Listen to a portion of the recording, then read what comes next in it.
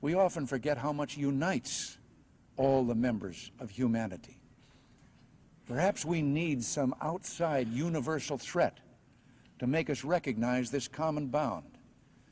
I occasionally think how quickly our differences worldwide would vanish if we were facing an alien threat from outside this world. And yet, I ask you, is not an alien force already among us? What could be more alien to the universal aspirations of our peoples than war and the threat of war? Squeeze. Changing orangey orange into vitamin C's.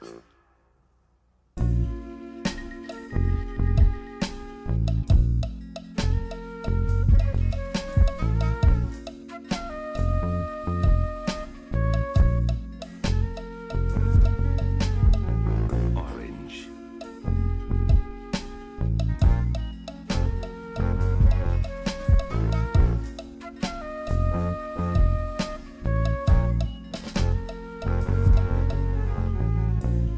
Orange, I said.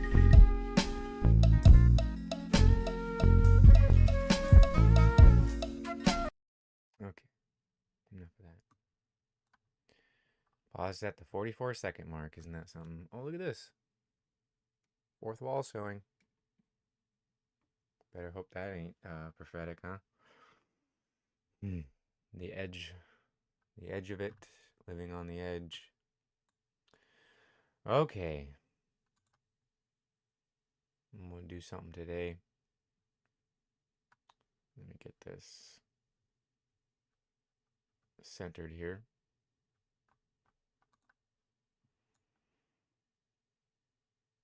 There's 3 episodes of this section left today. When I'm done with those, I'm going to make a video and you'll see the title and everything, but it's probably be my most important video.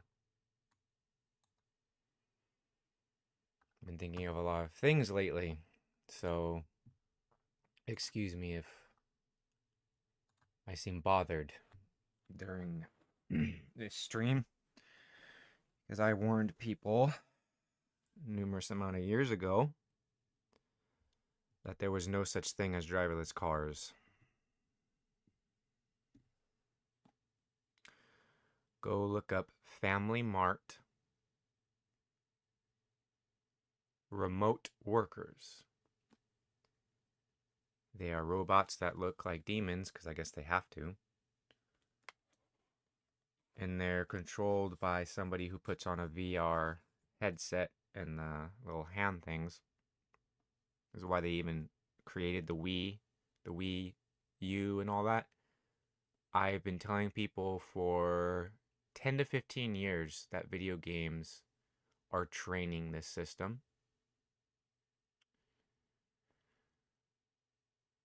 That various interactions on social media are training it. Although I believe that it's a necessary to try to pierce into that darkness. The internet isn't quite a place for it. Ultimately, I do these because I'm discovering in live time.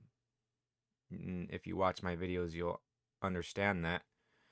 So this is me discovering in live time. I would have read Mein Kampf anyway and figured this out. I wanted to do it in front of a camera so that other people could benefit. So I'm not even doing what I used to do on the internet. This is for my benefit,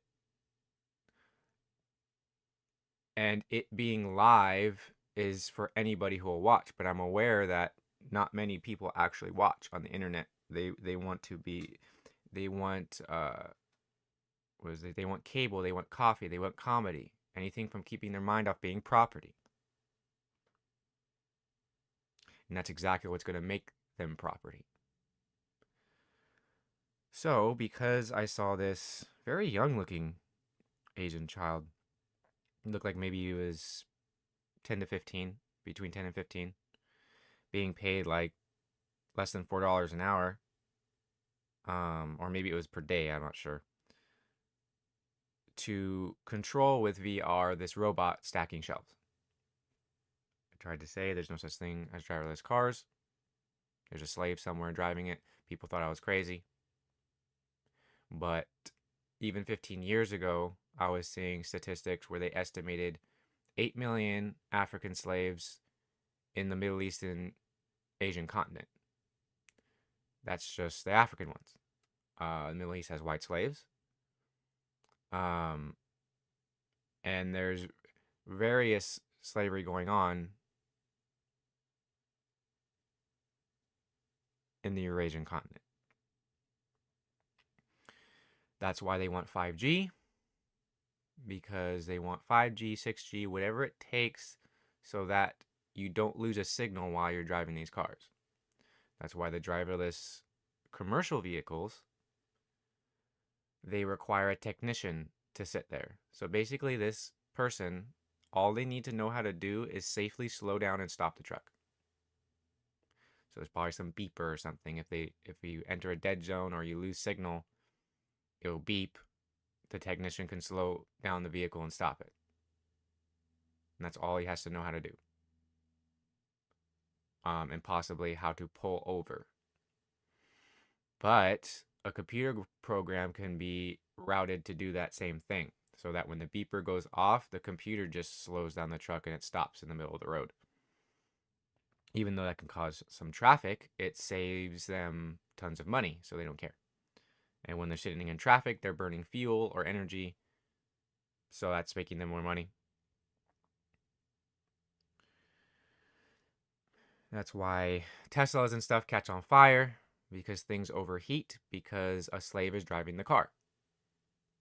There is no such thing as driverless cars. It seems there's only such thing as driverless people.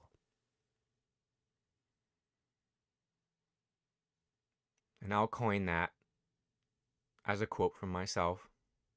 I'll give credit to the Holy Spirit, because I've never heard anybody say that. But I'm quoting that right now. I told somebody earlier the same thing, but I'll quote that right now. That should be a modern proverb. There's no such thing as a driverless car. Only driverless people.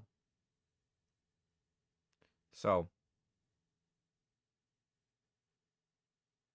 it'll come to light more and more. They get you used to iTunes and all these things with the terms and conditions. You're not like selling your soul by downloading iTunes. It's just training you. It's making a insanely long terms of agreement so that you just get used to never reading it. So that when the time comes, if you have a driverless car, I'm sure there's all kinds of like liability contracts you have to sign and everything. And they're already trained to not read them because they think America protects their freedom.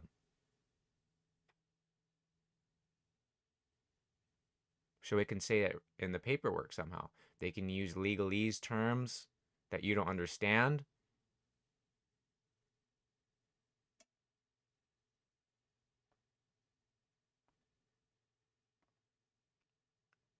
And Joel, read the book of Joel. It actually prophesies about China.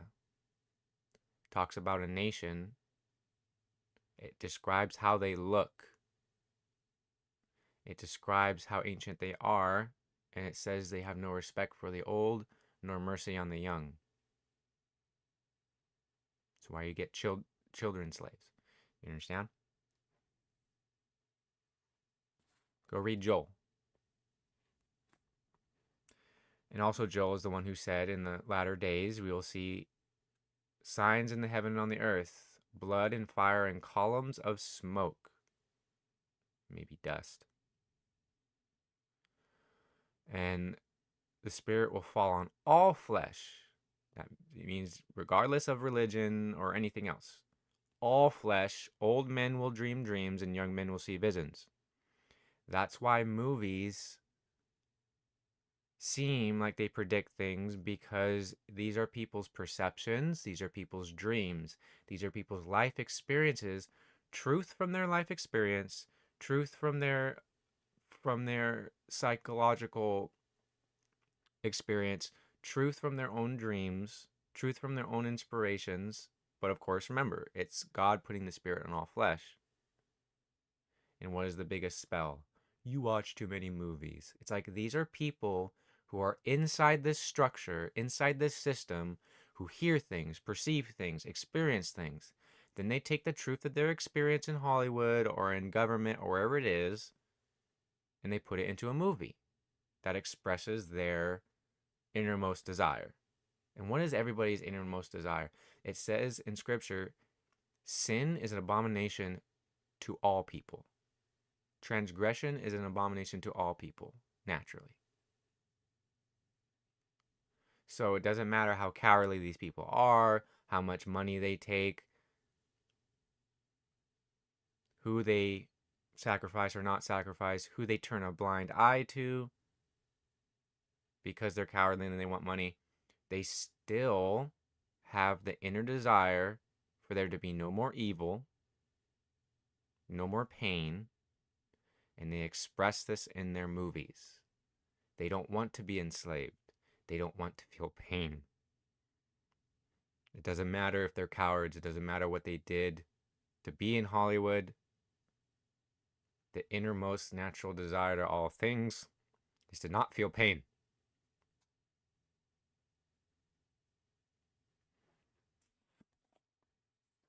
And then they foment a bunch of heartless, hateful people on the internet to say we should take all these people who make these movies and execute them. That's what they say. Yeah, they do evil things. Everybody does evil at some point of their life. Do you understand?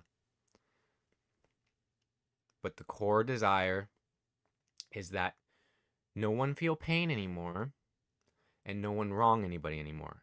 That is everybody's inmost desire. I don't care if it's John D. Rockefeller.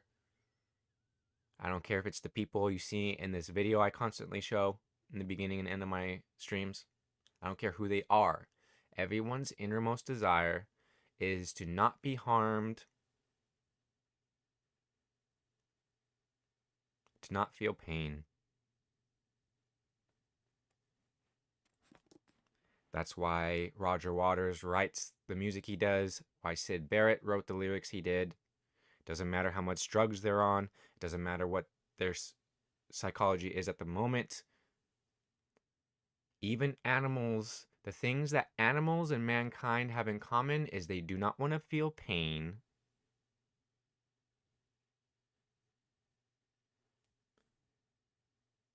And they don't want them and theirs to be wronged. Even animals protect their young. It is the inmost desire of the entire creation.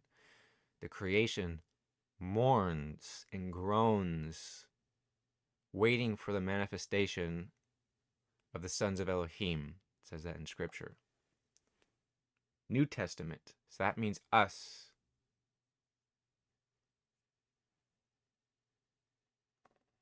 So, to remind people, this is a critique of Mein Kampf, labeling Hitler as a what I call benevolent psychopath. It's the spirit behind Luke, I am your father. It's the spirit behind Uncle Sam wants you. It's the spirit behind my little Christians, just vote for me this one last time and you will never have to vote again. Why do you think Luke said that's not true? That's impossible. Because Darth Vader was the depths of evil, and Luke, at least in the story, was trying to be the depths of good. That's what's happening there. It's literally, it's literally Hitler's Third Reich telling America, I'm your father. And he's like, that's impossible. But then now they're making movies where I haven't watched the new Star Wars movies, but I think they like make Luke into like either an evil character or he's just like corrupted or something. That's what it seems. So get ready. It's page 132. And I'll just go here, and when I'm done with this 3 series, I'm going to pre-record it because I don't want it to interfere with the lives. You know what? Maybe I might do it live. Because something might happen where I'll be tempted to not post it. You know, so I might actually have to do it live. But anyway, let's start reading here. Mr. Hittite, as I call him, because he has a Hittite nose, and he works for the pharaohs, just like Hittites did, to fence and destroy. While the Amalekites, the Americans, and various other Amalekites worldwide, they are the false messengers who herd people into areas so that Hittite can fence in and destroy. They're the 2 moons of Mars. Mars is supposed to be Egypt.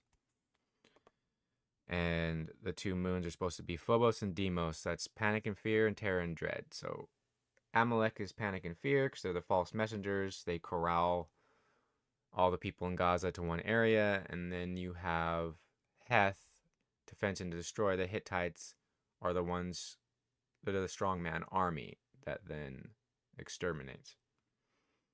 That's why I think it's Ezekiel or Isaiah said to Israel, your mother was a Hittite and your father was an Amorite. The Amorites became the Babylonians. They're the stock seed of Babylon. So Mr. Hittite says, since a commercial it says Germany, as it was hostile to Austria, hostility which lay dormant in the eventual Italian and broke out violently on occasion. He says, since a commercial and industrial policy had been adopted, no motive was left for waging war against Russia. Yeah, it's because of the Romanovs, but only the enemies of the 2 countries, Germany and Russia, could have an active interest in such a war under those circumstances. As a matter of fact, it was only the Jays and the Marxists. You see how he's just trying to associate them. They're always trying to associate Christians with communism or something else. The Romans tried to say Christians were atheists, that they were nihilists, that they hated everybody and everything. Just projecting, right? And now this man is trying to do the same thing. Oh, Christians are social democrats, proto-communists. Oh, Jews are Marxists. It's like, do you understand what he's saying and what he's doing? I really hope you do. Because when he says Jays, it actually means Soviets. And when he says Christian social democrats, it's actually the Soviet false church. But he's putting it, he's demonizing the real thing instead of the fake thing. And he's using the fake terms.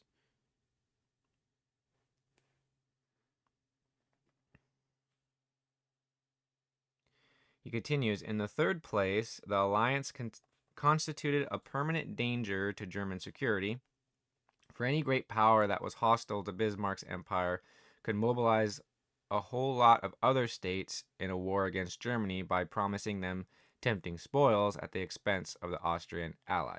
This has been their pattern throughout all of history. It's called Behemoth and Leviathan. Behemoth is the giant countries like China, or America, or India, or Russia. Leviathan, well, Russia, China, and India are basically like a behemoth. And Leviathan is like NATO, UN, American and English tentacles throughout the world. That's what they actually represent in Job.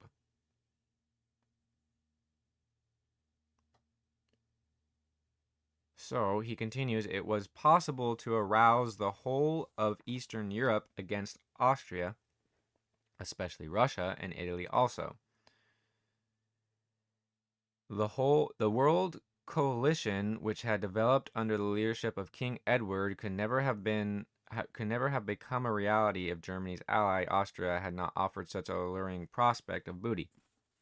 It was this fact alone which made it possible to combine so many heterogeneous states with divergent interests into one common phalanx of attack. That's the arrow-shaped, I think, attack formation of Greece and Rome and stuff. He continues, every member could hope to enrich himself at the expense of Austria if he joined in the general attack against Germany. See, if they actually knew German history, they would know they've done this many times before, and it always ends up with genocide. So if they followed Hitler, it was their own fault. They don't even know their own history.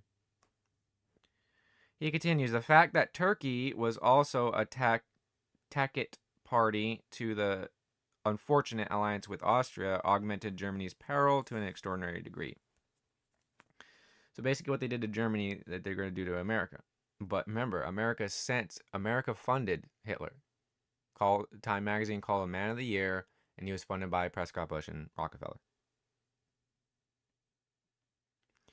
He says J International Finance, which is actually Soviet International Finance, needed this bait of the Austrian heritage in order to carry out its plans of ruining Germany.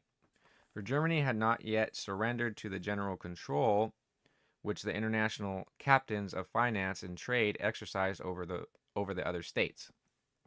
Thus, it was possible to consolidate that coalition and make it strong enough and brave enough through the sheer weight of numbers to join in bodily conflict with the horned Siegfried. And it's going to give a note on what that means. But interesting, weight of numbers. He's describing Behemoth. So it says, Carlyle explains the epithet thus. First, then, let no one from the title Gehörnte, horned or behorned, fancy that our brave Siegfried, who was the loveliest as well as the bravest of men, was actually cornuted and had horns on his brow, though like Michelangelo's Moses, or even that his skin, to which the epithet behorned refers, was hard like a crocodile's, and not softer than the softest shame. For the truth is, his hornedness means only an invulnerability, like that of Achilles.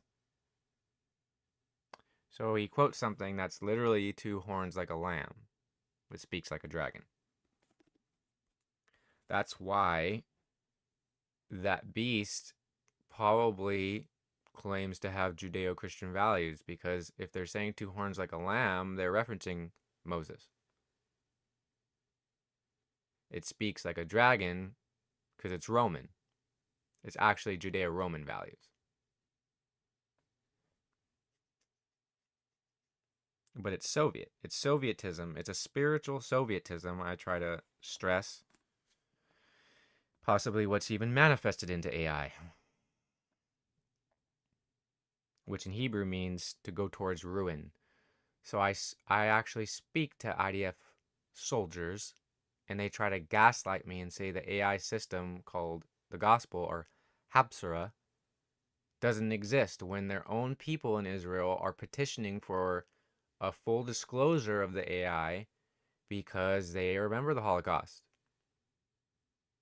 And I only call it that because that's what only people understand it as, but it's actually an offensive term. Because in Greek, it's a whole burnt animal sacrifice. So I'll say they remember the genocide that happened in World War II, the stealing of gold from multiple types of people, but a lot of them were wealthy Hebrews. But there were multiple people who had wealth too, and IBM's technology helped label all that. It's even in the Holocaust Museum, or the punch cards from IBM.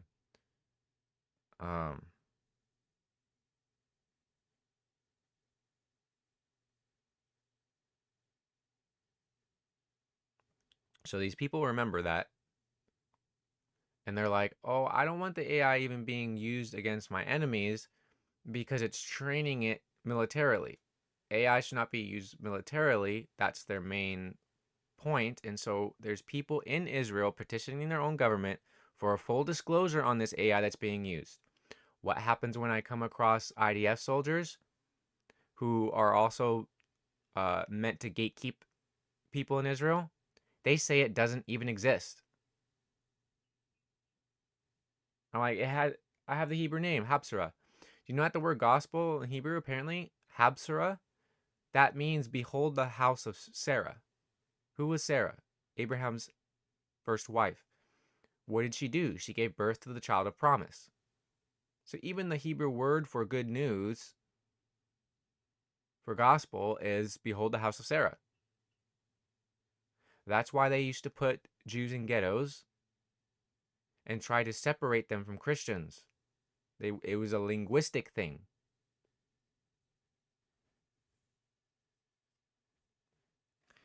Because Paul was able to do this. He spoke to many, many Hebrews and told them and proved to them that Yeshua was Messiah.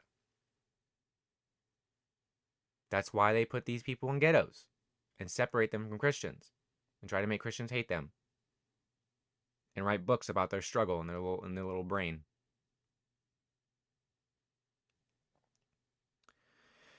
He continues, the alliance with the Habsburg monarchy, which I loathed while still in Austria. He likes to say that so much.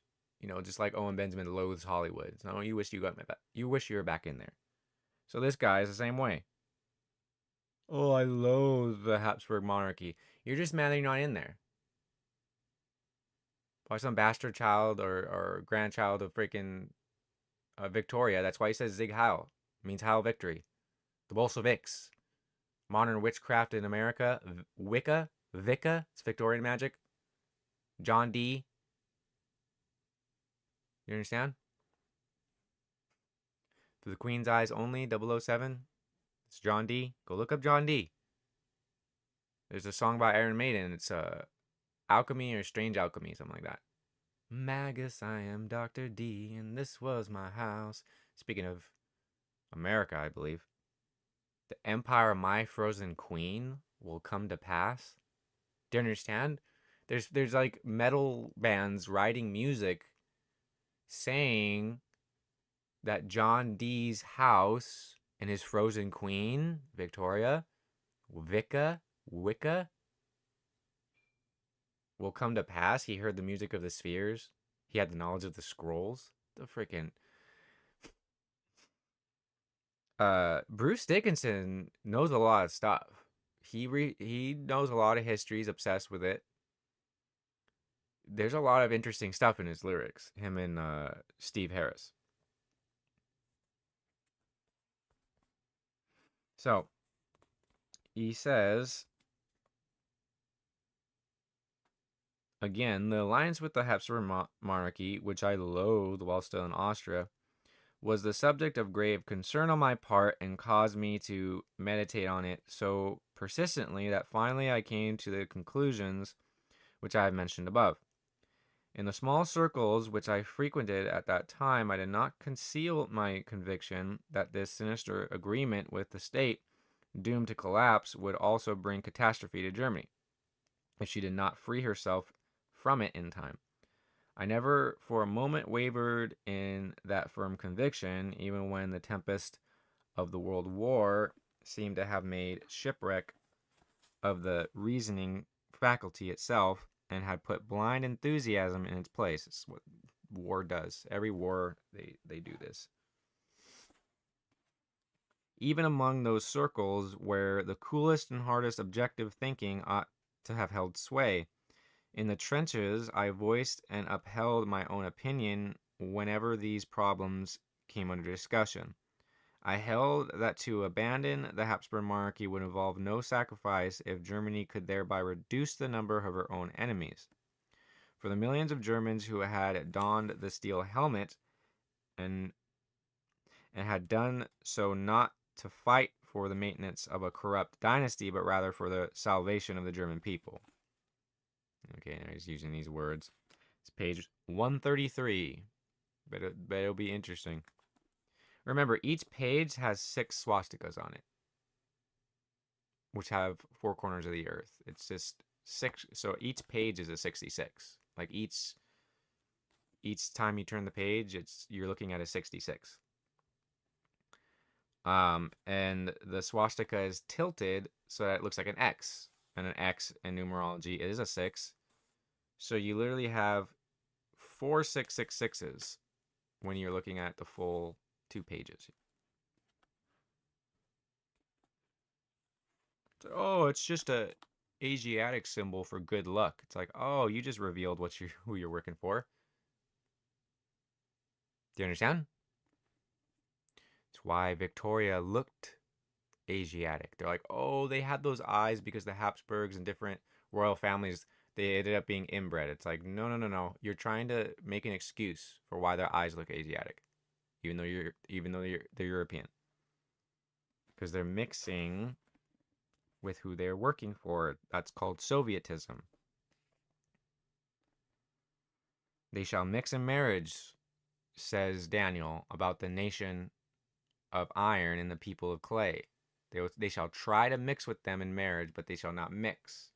Just like iron and clay do not mix.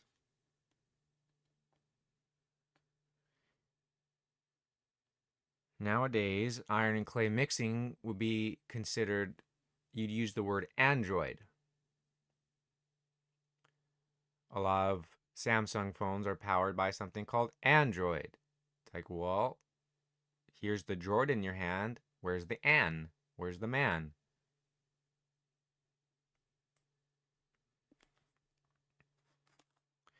Before the war, he says, there were occasions on which it seemed that at least one section of the German public had some slight misgivings about the political wisdom of the alliance with Austria. From time to time, German conservative circles issued warnings against being overconfident about the worth of that alliance. But like every other reasonable suggestion made at that time, it was thrown into the winds. The general conviction was that the right measures had been adopted to conquer the world, that the success of these measures would be enormous, and the sacrifices negligible. Have you ever seen the movie Collateral Damage? Once again, the uninitiated layman, interesting, I told you, wait, page 133. I'm like, it's going to be something weird. He has to use the term uninitiated layman. When I show the full Freemason video at the end of the 3 videos, the 3 streams, it always shows that. They actually initiate somebody in there because that's what that ceremony was about. Showing everybody so that anybody can actually be initiated through that whole ceremony. And I think you can find it. So I don't know where you can find the full videos. Maybe BitChute has it, but it must be copyrighted or something, because the person who posted it originally kind of sped it up a little bit and put subtitles, trying to get around the copyright. But seemingly me putting this matrix thing in front of it helps it, or they just don't care anymore. And so I don't know where the original video can be. I keep forgetting to post it on Telegram, but nobody's on Telegram anyway. There's like 4 people in there. I'm one of them. The other one is another family member, and then 2 people who never talk. So one is like some random kid I came across in that cam website, and he was like part of some really smart school or something. He said, I'm like the smartest school in the country. And I'm going into all these fields and I don't know which one to focus on. And I'm like, well, I would focus on foundations, architecture, framing, and plumbing. But I wouldn't neglect necessarily electrical because even though it's not going to be around forever, in my opinion, uh, it's still good to know how it works if you can make money in the now. I told him about all the AI stuff. So it's that person, I think Fallon, and then my mom and me. So it's like, yeah, Telegram. I forget to post certain things on Telegram because it really doesn't matter. Telegram's just so that people can download and watch off stream or offline anything that I do. And it's kind of like a backup too. Like a backup. So that's it. But anyway.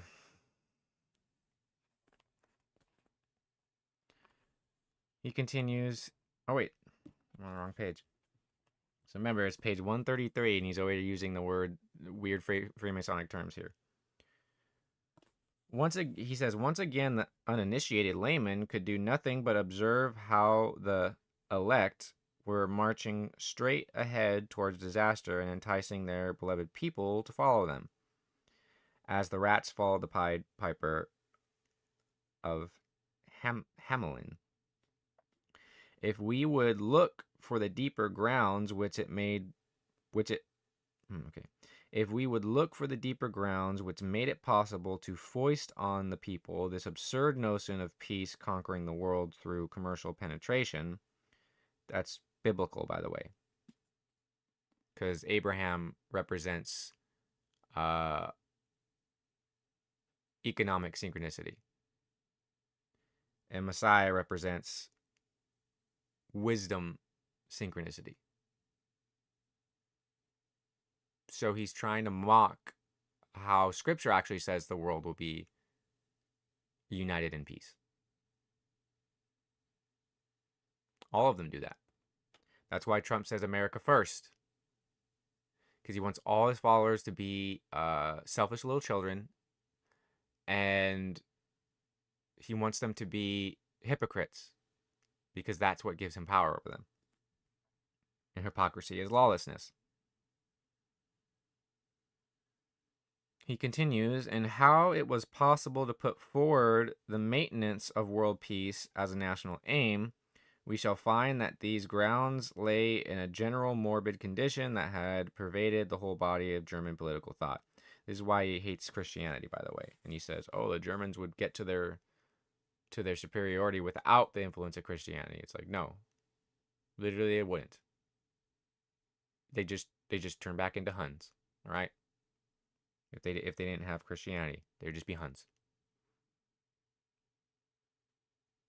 Huns and Teutonic Knights with blood sacrifices.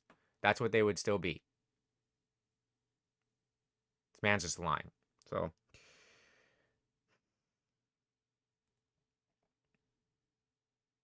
he continues, the triumphant progress of technical science in Germany and the marvelous development of German industries and commerce led us to forget that a powerful state had been the necessary prerequisite of that success. On the contrary, certain circles went even so far as to give vent to the theory that the state owed its very existence to these phenomena, that it was, above all, an economic institution and should be constituted in accordance with economic interests. Therefore, it was held the state was dependent on the economic structure. This condition of things was looked upon and glorified as the soundest and most normal arrangement. Now, the truth is that the state in itself has nothing whatsoever to do with any definite economic concept or definite economic development. It does not arise from a compact made between contracting parties within a certain determined territory for the purpose of serving economic ends. The state is a community of living beings who have kindred physical and spiritual natures, organized for the purpose of assuring the conservation of their own kind and to help towards fulfilling those ends which Providence has assigned to the particular race or racial branch. See, he says something true, and at the end he tries to say, oh, it's a ethnicity or it's a blood. It's like, then how do you explain America or a bunch of different nations? Some of the most powerful movements are multiple nations crying out for the same thing. And he wants to give a true concept and then just say, oh, no, but it has to be one blood. When Germany has never been one blood. Germany has never been homogenous or heterogeneous or whatever. It's ridiculous. All you have to do is read it. And then he claims to read history.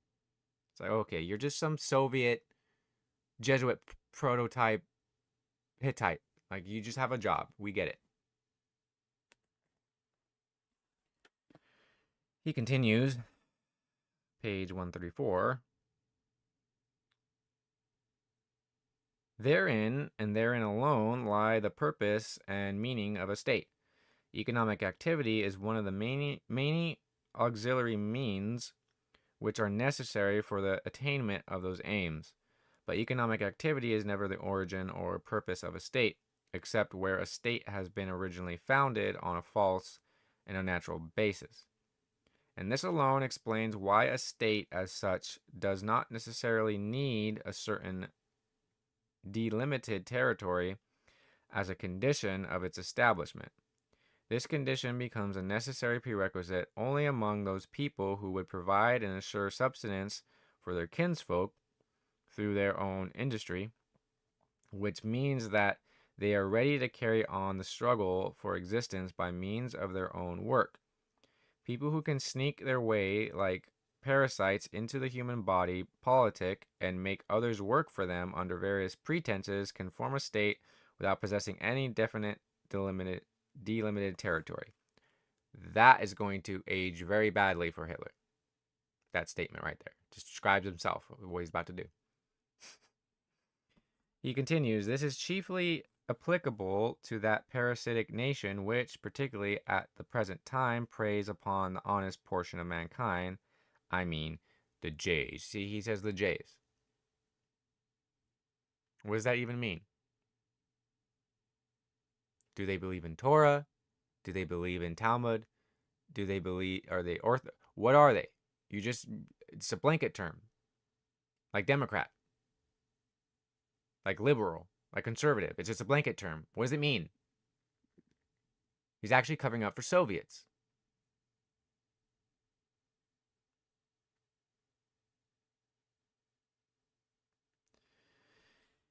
He says the J state has never been delimited in space. It has been spread all over the world. Do you understand? Without any frontiers whatsoever, and has been constituted from the membership of one race exclusively. That is a lie. Anybody who knows any bit of history knows that that's a lie.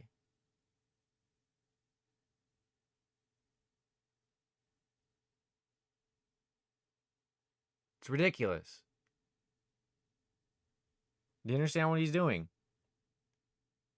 The dispersion is actually the power. The dispersion of Hebrews, the dispersion of Christians is their power. He don't like that.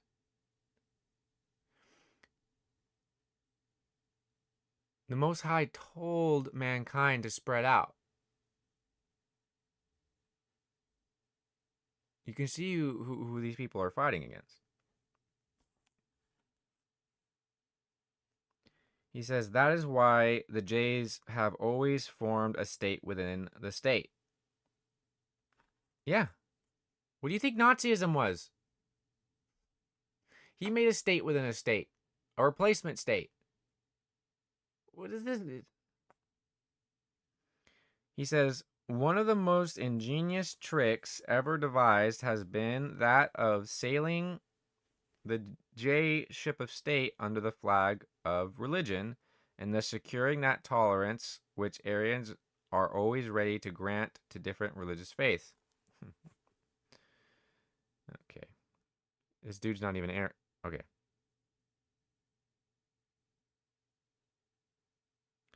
Under the flag of religion. He's talking about Soviets and using a blanket term that Soviets love to be called. He's calling them what they want to be called.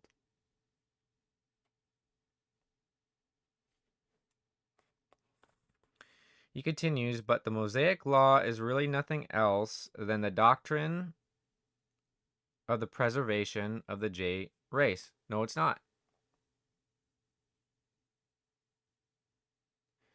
The Mosaic Law is trying to restrain them because they were faithless in the wilderness.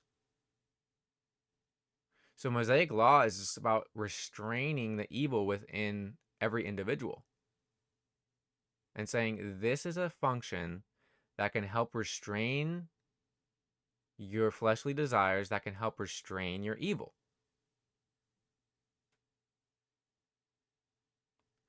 This man is banking on people who don't read scripture at all. Just like Trump, just like any of these people. They're putting like symbols and saying, in Trump we trust. The original thing is in God we trust. He's replacing God with his name.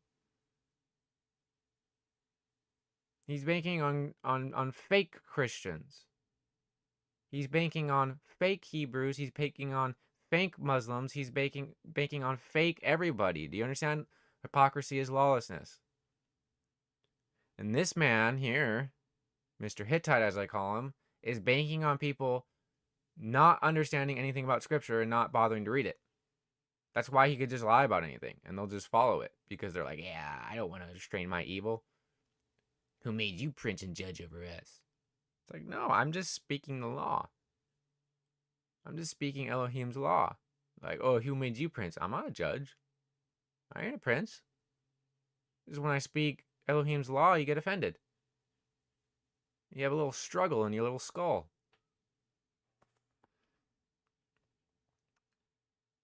And so he continues, therefore this law takes in all spheres of sociological, political, and economic science which have a bearing on the main end in view. You envious? He continues, the instinct for the preservation of one's own species is the primary cause that leads to the formation of human communities. What does that even mean? So now we're one species. I'll try to just stay calm here. He continues, hence the state is a racial organism. No, it's not. What is he talking about? And not an economic organization.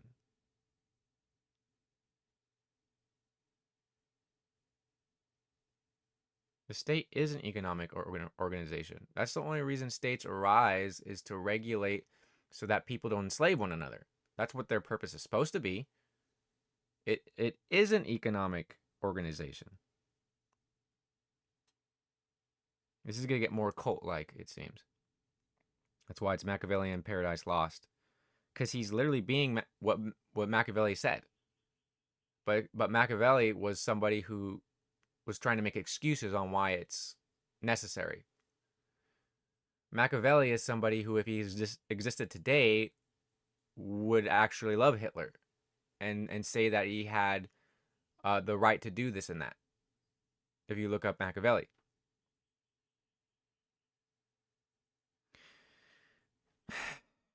This delusional psychopath continues. He says, the difference between the two is so great as to be incomprehensible to our contemporary so-called statesmen. That is why they like to believe that the state may be constituted as an economic structure, whereas the truth is, according to him, that it has always resulted from the exercise of those qualities which are part of the will to preserve the species and the race. See, now he says species and the race.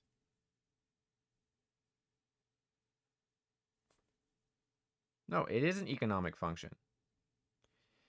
He says, but those qualities always exist and operate through the heroic virtues and have nothing to do with commercial egoism. For the conservation of the species always presupposes that the individual is ready to sacrifice himself.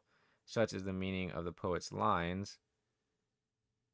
He says, and if you do not stake your life, you will never win life for yourself. He stole that from Messiah. If you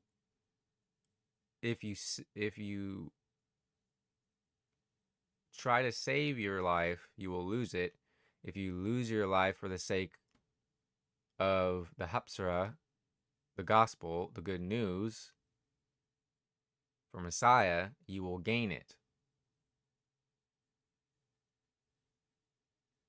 That's what Antichrist actually means, not the exact opposite, but the replacement of. So he even says something where a man took Messiah's words, took the spirituality out of it, and that's what he's quoting, while lying about Torah.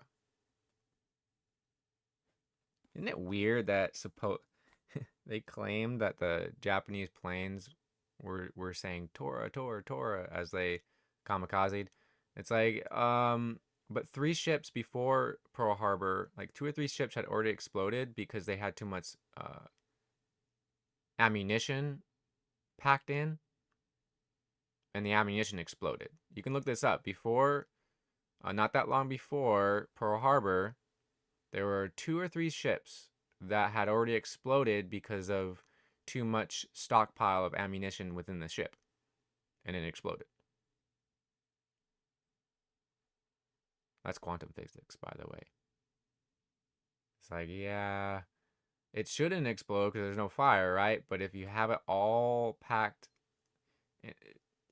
too close together, maybe a wireless signal might do something weird. Maybe some rogue signal might touch a metal thing that causes enough, you know what I mean? So you can look this up. It was like 2 or 3 ships, maybe even more, but it was like 2 or 3 ships that had already sunk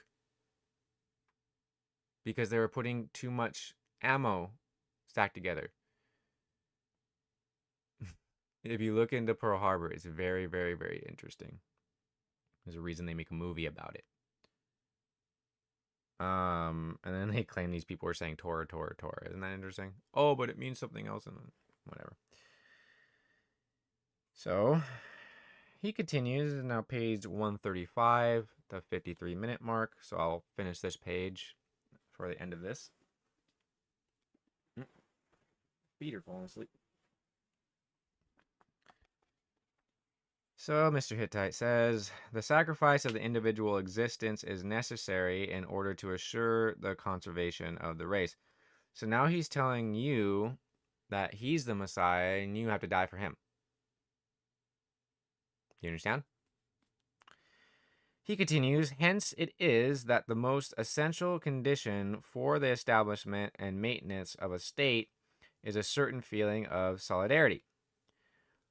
Wounded in an identity of character and race, and in a resolute readiness to defend it at all costs. With people who live on their own territory, this will result in a development of the heroic virtues. With a parasitic people, it will develop the arts of subterfuge and gross perfidy, unless we admit that these characteristics are innate and that the varying political forms through which the parasitic race expresses itself are only the outward manifestations of innate characteristics. So you've already witnessed, whoever actually watches my videos, already have witnessed what I can do with the Hebrew language, how I can deconstruct things in any language with the Hebrew alphabet, and how I can say if something is just or unjust based off of Torah law and Messiah's words. So why do you think he's trying to get people who he's trying to label them as some evil thing, but the reality is he's trying to get Hebraic and Torah people out of law so they quit bugging him with questions? They're mad that they can't defeat them in arguments. They're mad that they can't gaslight them and tell them things don't exist or history didn't happen. Little Sheshaks, half American, half IDF, whatever that means. Gaslight, oh, the AI don't exist. Oh, Khazarians and Romanovs don't exist. History doesn't exist. It's like, oh, you're not going to exist, homie, because Elohim will find you and seek you out. Because there is a scroll. Zechariah saw it. And you will be cleaned out on one side of the scroll, anybody who takes a false oath, and on the other one, I think anybody who lies or steals. And the scroll will enter every man's house, and it will devour his timber, it will devour his stones, and if he is condemned by the scroll, it will devour his flesh.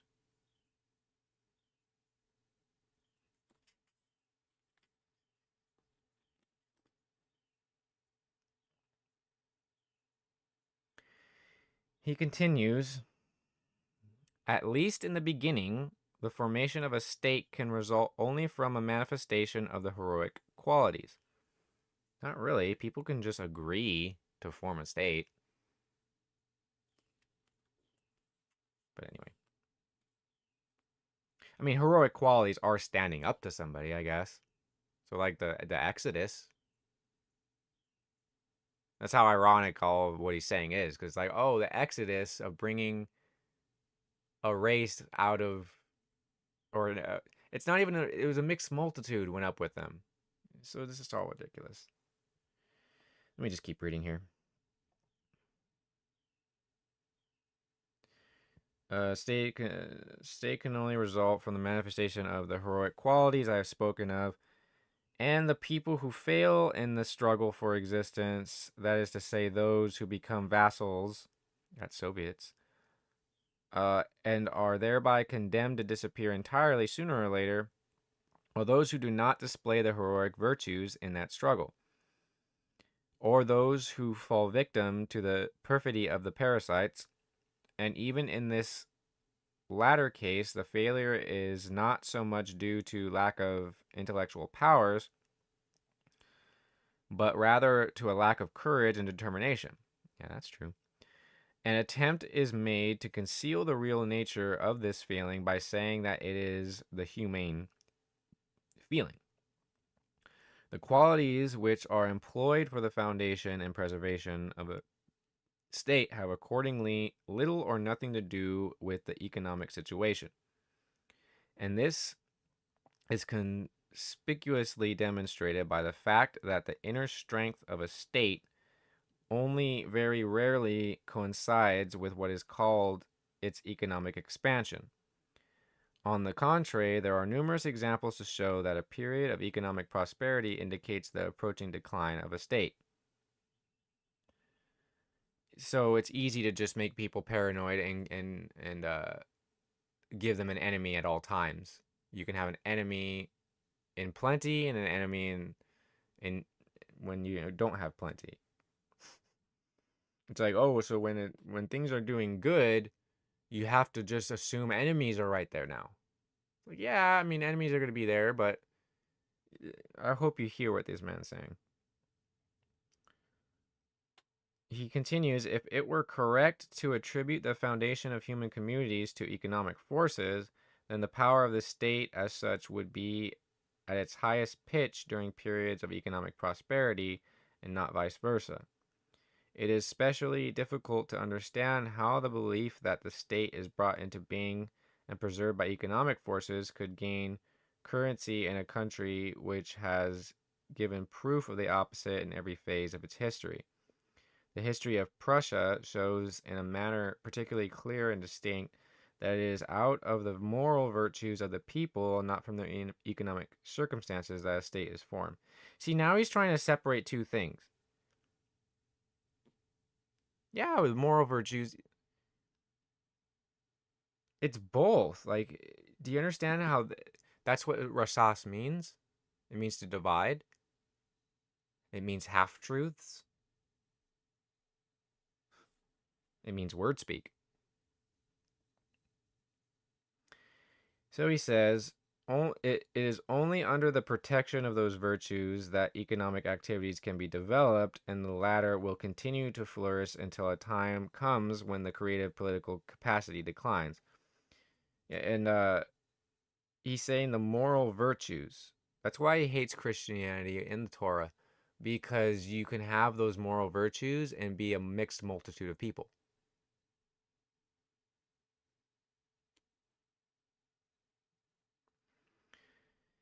He continues, therewith, the economic structure will also break down, a phenomenon which is now happening in an alarming manner before our eyes. The material interests of mankind can prosper only in the shade of the heroic virtues. The moment they become the primary considerations of life, they wreck the basis of their own existence. So he wants to try to give you truths and then say, oh, it can only happen if everybody is the same people, when we all came from Adam. That's why he has to deny scripture. Because if we all came from Adam, then half of what he says is complete nonsense, and you can tell he's a sorcerer. See how that works? So, I'm going to play some music on the way out here.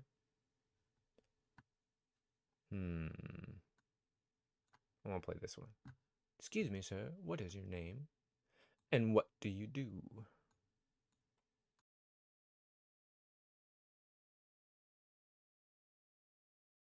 Excuse me, sir. What is your name?